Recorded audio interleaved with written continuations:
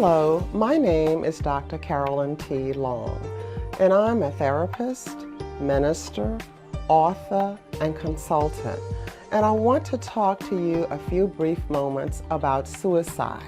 And the subject of this brief video is suicide and the church. Fact number one, suicide is a reality in our society. It affects all ages, all races, all socioeconomic groups. It affects men, women, children, teens, seniors, and it affects all religions. Fact number two, it is a major public health problem. In 2011, it was the 8th leading cause of death in our society.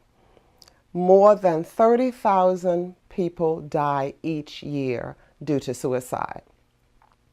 Fact number three, while suicide is the 8th leading cause of death in the general population, for other ethnic groups, the statistics may be very different. For example, it is the 3rd leading cause of death for African American men between the ages of 15 and 24. But it is still a taboo subject in the African American community.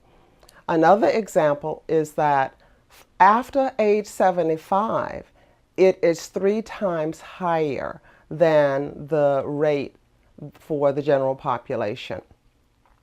Fact number 4, Christians are not immune from suicide. I have provided a workshop for church leaders and pastors to deal with this very subject. And the goals of this workshop are, number one, to heighten their awareness regarding the moral and legal responsibilities in working with a saint who may be suicidal. Number two, to desensitize pastors and church leaders to talk about suicide. Number three, to examine our attitudes towards suicide, as well as scripturally to look at this whole issue. Number four, I want pastors and church leaders to understand the risk factors. There are different risk factors for different ages and for different groups. For instance, people who talk about suicide do eventually commit suicide. So it is important that we not ignore or minimize the fact when someone says, I don't know if I want to go on living. I'm tired of being here. I want to go home to be with Jesus. Those are some clues that this person may really be thinking about suicide. Certainly another risk factor is someone who's begun to give away their belongings, begun to settle up their business on earth. So these and other risk factors are the kinds of things that I want pastors and church leaders to be aware of. I also want pastors and church leaders to know what the tough questions are. I want them to know when and how to connect with mental health professionals when they have a person either sitting in front of them in their office or who may be talking with them on the telephone and who may be thinking about suicide.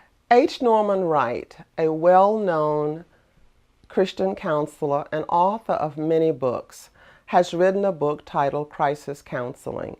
And he suggests that all members of your church that work in your church setting, including secretaries and janitors, and even those persons who may be out on your parking lot, that these people be made aware of the information in his chapter where he talks about suicide.